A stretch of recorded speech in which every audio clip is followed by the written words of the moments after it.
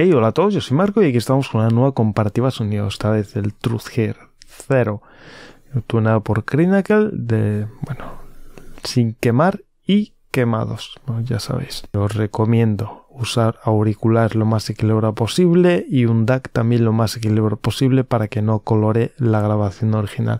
También recordaros que estos auriculares en persona sonarán mejor siempre. Es como un acercamiento o algo para que sepáis más o menos cómo suenan, pero en persona suenan mejor.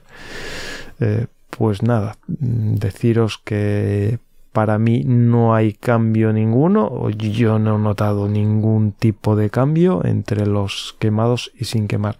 Así que bueno, nada más que comentar, ya me diréis vosotros qué opináis, si notáis algún cambio o no. Y nada, que espero que os haya gustado el vídeo y si es así nos vemos en próximos. Adiós.